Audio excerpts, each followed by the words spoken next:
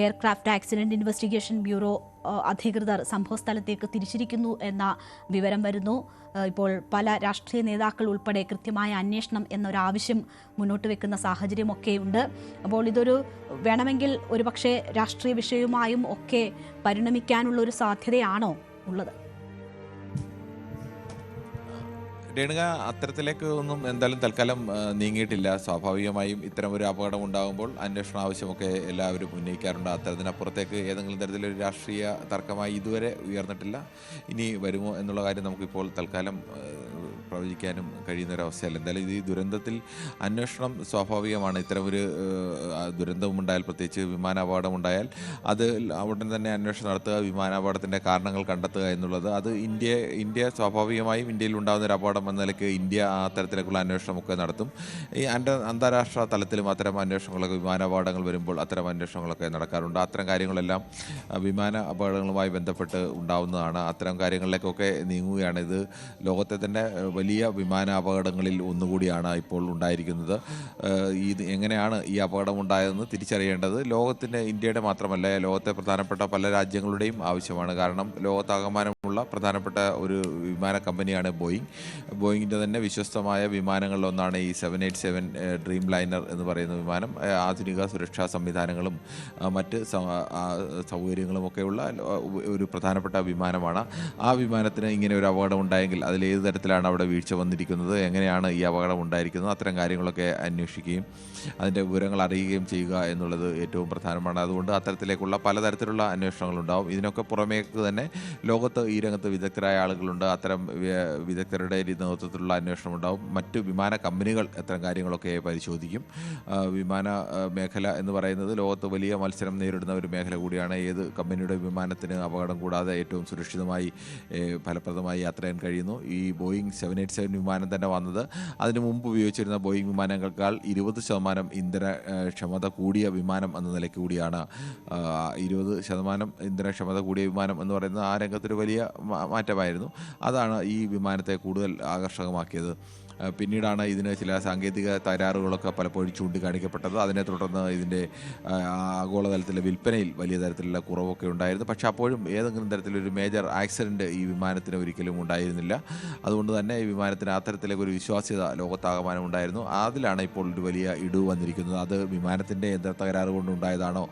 മറ്റ് ചിലരൊക്കെ ഇപ്പോൾ ചൂണ്ടിക്കാണിക്കുന്നത് പോലെ DGCA തന്നെ പ്രാഥമികമായ അന്വേഷണത്തിൽ പ്രാഥമിക വിവരങ്ങളുടെ അടിസ്ഥാനത്തിൽ പറയുന്നത് പോലെ വിമാനത്തിനുള്ളിലേക്ക് പക്ഷികൾ ഇടിച്ചാണോ? 2 പ്രൊപ്പല്ലറിലേക്കും ഒരു പക്ഷിയോ ഒന്നിലേറെ പക്ഷികളോ ഒക്കെ ഇടിച്ച് കയറി കഴിഞ്ഞാൽ സ്വാഭാവികമായും പ്രൊപ്പല്ലർ തകരാറും, പ്രൊപ്പല്ലർ പൂർണ്ണമായും 2 പ്രൊപ്പല്ലറുകൾ കൂടി തകരുന്ന അവസ്ഥ നേരത്തെയും സമാനമായ അവസ്ഥ ലോകത്ത് പല ഭാഗങ്ങളിലും ഉണ്ടായിട്ടുണ്ട്. പക്ഷേ അത്തരം ഘട്ടങ്ങളിലൊക്കെ വിമാനത്തിൻ്റെ പ്രവർത്തനം ഇങ്ങനെ പക്ഷി ഇടിച്ച അപകടത്തിൽപ്പെട്ടെങ്കിലും വിമാനമൊക്കെ ഒരു നദിയിലിറക്കിയൊക്കെ വിമാനം രക്ഷപ്പെടുത്താൻ കഴിഞ്ഞ അവസരങ്ങളൊക്കെ ഉണ്ടായിട്ടുണ്ട്. പക്ഷെ അത് വിമാനത്തിന് എത്ര സമയം അത് പറക്കാൻ എത്ര സമയം കൂടി കഴിയും, നിയന്ത്രിക്കാൻ വിമാനം എത്ര സമയം കൂടി പൈലറ്റിൻ്റെ നിയന്ത്രണത്തിൽ നിൽക്കും എന്നതിനെയൊക്കെ ആശ്രയിച്ചാണ് ഇരിക്കുന്നത്. ഇത് എന്തായാലും അപകടമുണ്ടായി, മെയ്ഡേ അപകടം മുഴക്കുന്നു. അത് പിന്നീട് നിമിഷങ്ങൾക്കുള്ളിൽ തന്നെ എല്ലാം സംഭവിച്ചു കഴിഞ്ഞിരുന്നു. പൂർണ്ണമായും വിമാനം തകർന്ന് വീഴുന്ന ഒരവസ്ഥയിലേക്ക് എത്തിയിരുന്നു. അങ്ങനെ പിന്നീട് എന്തെങ്കിലും പൈലറ്റിനോ അല്ലെങ്കിൽ താഴെ നിന്നുള്ള സാധാരണ എയർ കൺട്രോൾ യൂണിറ്റ് അവിടെ നിന്ന് വിവരങ്ങൾ ATC അതിൻ്റെ വിവരങ്ങൾ നൽകാറുണ്ട്. ഇന്ന കാര്യങ്ങൾ ചെയ്യണം, എമർജൻസി അലാറം വന്നു കഴിഞ്ഞാൽ ഉടൻ തന്നെ ഏത് തരത്തിലേക്ക് താഴെ നിന്ന് അതിനെ നിയന്ത്രിക്കാൻ കഴിയുന്ന സംവിധാനങ്ങളുണ്ട്, താഴെ നിന്ന് തന്നെ പരിശോധിക്കാൻ കഴിയുന്ന സംവിധാനങ്ങളുണ്ട്, അതിനെ പരിഹരിക്കാൻ കഴിയുന്ന സംവിധാനങ്ങളുണ്ട്.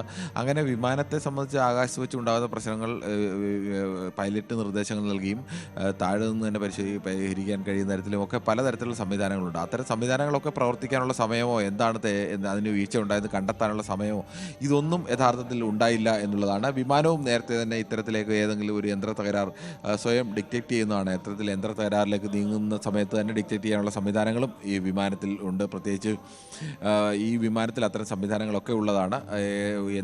വിമാനത്തിൻ്റെ ഏതെങ്കിലും ഒരു ഭാഗത്ത് തകരാറുണ്ടെങ്കിൽ അത് വിമാനം തന്നെ ഓട്ടോമാറ്റിക്കായി ഡിറ്റക്റ്റ് ചെയ്തിട്ട് ഇന്ന തകരാറുണ്ട് എന്നുള്ളത് ചൂണ്ടിക്കാണിക്കുകയും ഒക്കെ ചെയ്യും.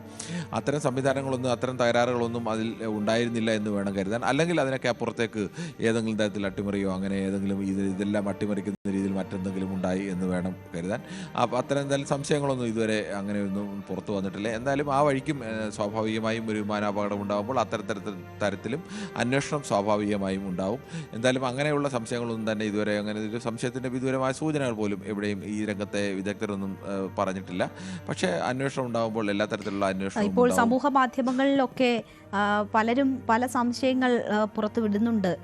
വിമാനത്തിൻ്റെ ചക്രങ്ങൾ ഉള്ളിലേക്ക് അല്ലെങ്കിൽ ഉയർത്തിയിരുന്നില്ല എന്നതുൾപ്പെടെയുള്ള കാര്യങ്ങൾ. കാരണം ഈ 625 ഫീറ്റ് ഉയരത്തിലെത്തിയിട്ടും ആ ചക്രങ്ങൾ ഉയർത്തിയിരുന്നില്ല, അത് സാങ്കേതിക തകരാർ ചൂണ്ടിക്കാട്ടുന്നു എന്ന തരത്തിലൊക്കെയുള്ള പല നിരീക്ഷണങ്ങളുമുണ്ട്. എന്തായാലും ഇതൊന്നും ഔദ്യോഗികമല്ല. എന്താണ് സംഭവിച്ചത് എന്നത് വിശദമായ അന്വേഷണങ്ങളിലൂടെ മാത്രം പുറത്തു വരേണ്ടുന്ന കാര്യമാണ്. പക്ഷേ സാങ്കേതിക തകരാറുകൾ ഉണ്ടായിരുന്നു എന്ന സൂചനകൾ നൽകുന്ന വിവരങ്ങൾ സമൂഹ മാധ്യമങ്ങളിൽ വരുന്നുണ്ട്. സ്ഥിരീകരിക്കപ്പെടുന്ന വിവരങ്ങളല്ല, അത് വിമാനത്തിൽ നിന്നുള്ള അവസാന ദൃശ്യങ്ങൾ അത്തരം വിവരങ്ങൾ പങ്കുവെക്കുന്നതാണ് എന്ന് സംശയിക്കുന്നവരുണ്ട്. ഈ വിമാനം പറന്നുയരുന്നതിൻ്റെ ഏറ്റവും ഒടുവിൽ വരുന്ന ഈ അപകടത്തിൻ്റെതായ ദൃശ്യങ്ങൾ പുറത്തു വരുന്ന ആ ദൃശ്യങ്ങളിൽ കാണുന്ന വിമാനത്തിൻ്റെ അവസ്ഥ വെച്ച് ചില സാങ്കേതിക പ്രശ്നങ്ങൾ ഉണ്ടായിരിക്കാം എന്ന സൂചനകൾ നൽകുന്നവരുണ്ട്. കാരണം അത് ചക്രങ്ങൾ ഉയർത്തിയിരുന്നില്ല, ചിറകിനുള്ള പ്രശ്നങ്ങൾ, അങ്ങനെയൊക്കെ പല തരത്തിലുള്ള സാങ്കേതിക പ്രശ്നങ്ങളിലേക്ക് വിരൽ ചൂണ്ടുന്ന സംശയങ്ങൾ ആളുകൾ പങ്കുവെക്കുന്നുണ്ട്. എന്തായാലും എന്താണ് യഥാർത്ഥത്തിൽ ഈ അപകടത്തിലേക്ക് നയിച്ചത് എന്നത് കൃത്യമായ അന്വേഷണത്തിലൂടെ പുറത്തു വരേണ്ടുന്ന കാര്യമാണ്. ഇപ്പോൾ അറിയിക്കുന്ന വിവരമനുസരിച്ച് പക്ഷികൾ ഇടിച്ചതാണ്, അങ്ങനെ എഞ്ചിൻ തകരാറുണ്ടായതാണ് ഇപ്പോൾ ഈ അപകടത്തിലേക്ക് നയിച്ചത് എന്ന വിവരമാണ്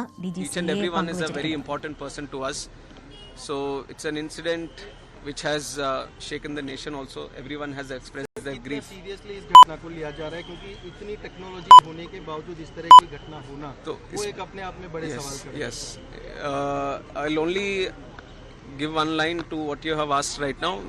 We are going to do a fair and thorough investigation. We are not going to spare anyone. We are not going to leave any stone unturned. We will do properly according to the protocol, and we are going to go to the depth of why this incident has happened. That much I can tell you now. बस अभी इतना काम.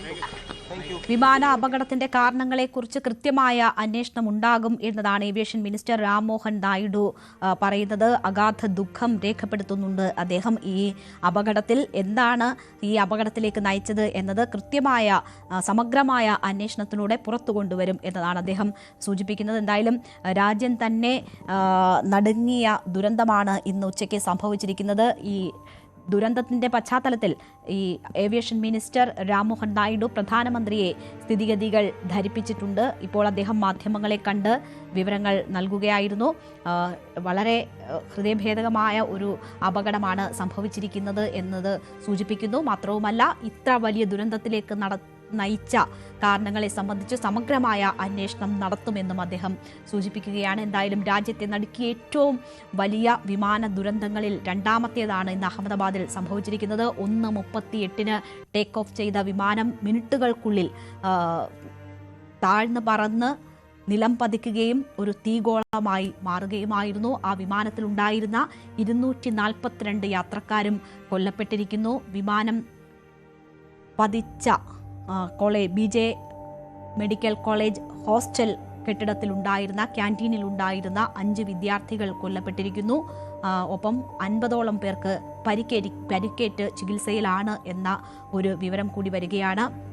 ഈ വിമാനത്തിലുണ്ടായിരുന്ന ഭൂരിഭാഗം പേരും സംഭവ സ്ഥലത്ത് തന്നെ കൊല്ലപ്പെട്ടു. ചിലർ ഗുരുതര പരിക്കുകളോടെ ആശുപത്രിയിലേക്ക് എത്തിക്കാനായി ചിലരെ എന്നതാണ് അഹമ്മദാബാദ് സിറ്റി പോലീസ് കമ്മീഷണർ പറയുന്നത്. അവരുടെ മരണം ആശുപത്രിയിൽ എത്തിച്ചതിന് ശേഷം സ്ഥിരീകരിച്ചു എന്ന വിവരമാണ് ലഭിക്കുന്നത്. അങ്ങനെ വിമാനത്തിലുണ്ടായിരുന്ന 242 പേരുടെയും മരണം സംഭവിച്ചിരിക്കുകയാണ്. ഇപ്പോൾ